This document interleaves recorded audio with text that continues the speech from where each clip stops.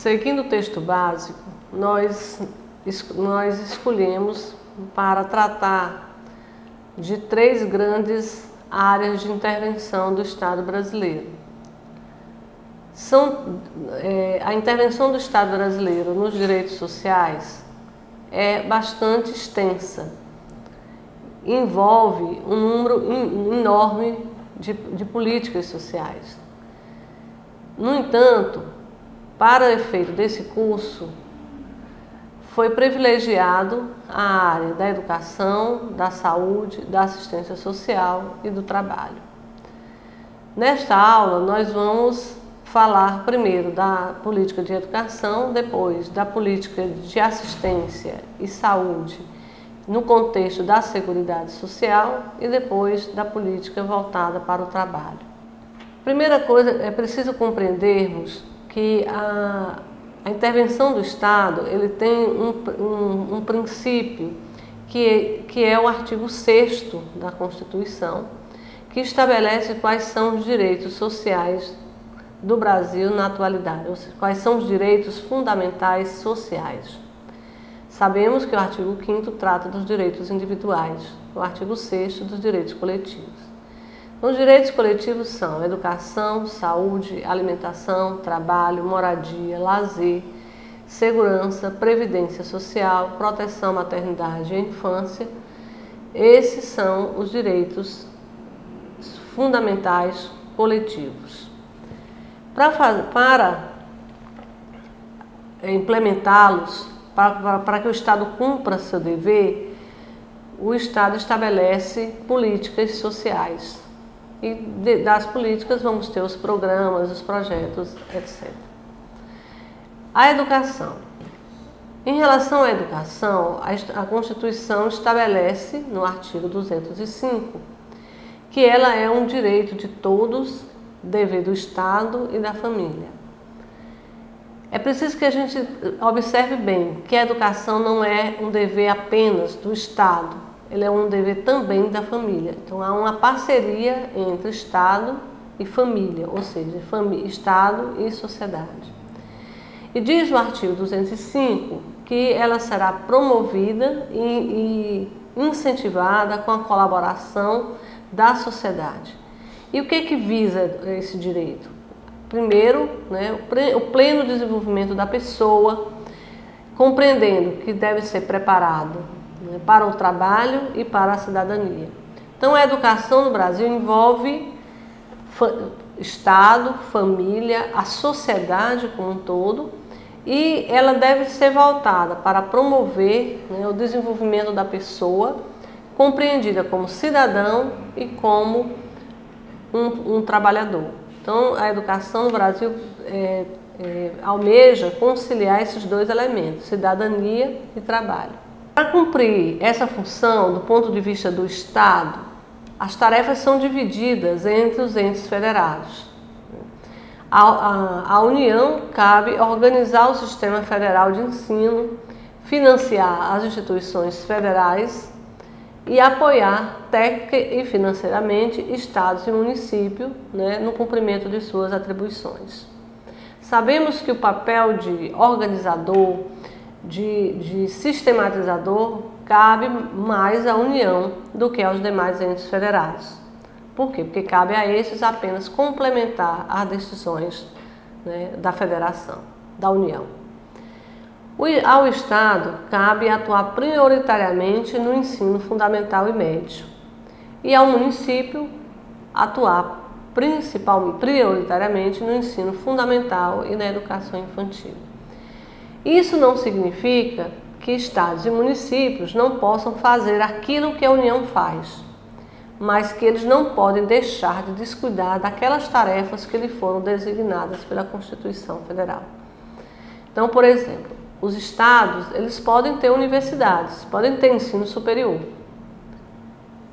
mas eles não podem fazer isso descuidando do ensino fundamental e médio.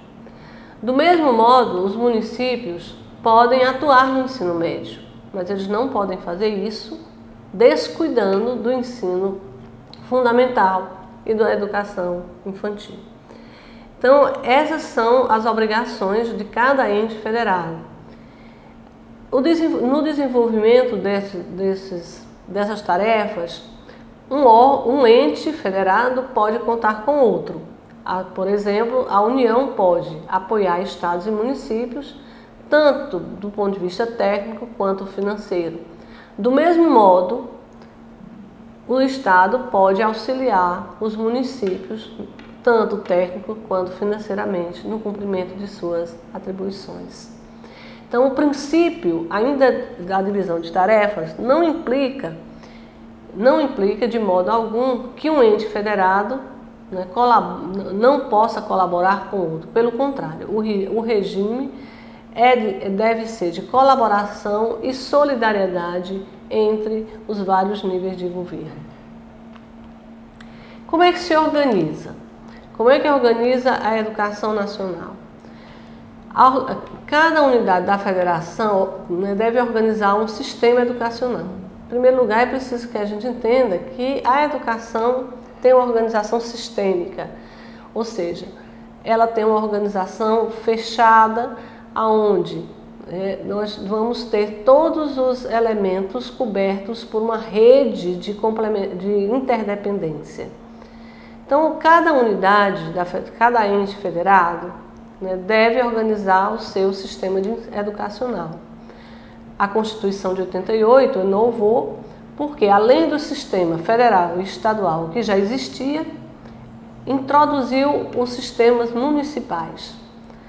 Então, além de termos, né, hoje o Sistema Federal de Ensino, que já temos isso desde a década de 30, vamos ter o sistema estadual e o sistema municipal. O que cabe a cada um deles?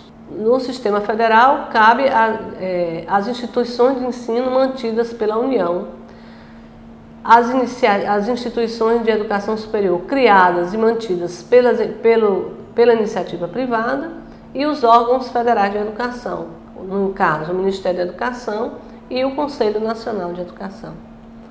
Um órgão executivo e o outro executivo.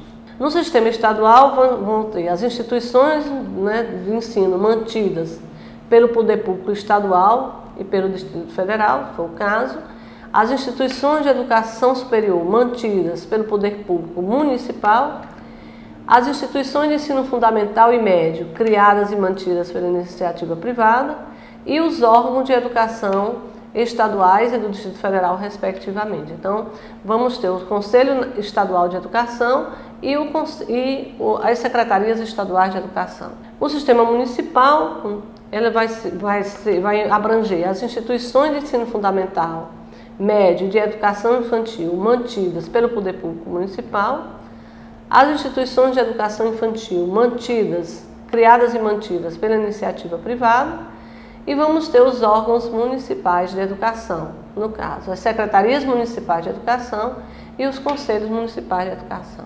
O financiamento da educação vem de diversas fontes. O principal dele é orçamentário, isto é, dentro dos recursos do orçamento, a União deve destinar 18% da educação e os estados e municípios 25%. Além disso, temos o Fundo Nacional de Desenvolvimento da Educação e o Fundo de Manutenção e Desenvolvimento da Educação Básica e da Valorização dos Profissionais da Educação, o Fundeb.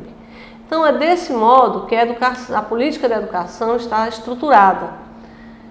É claro que no bojo, né, dessa política vamos ter os vários programas, os vários projetos e as várias ações de cada esfera de governo que faz com que o Estado possa cumprir as determinações constitucionais de oferecer, né, a educação para todos.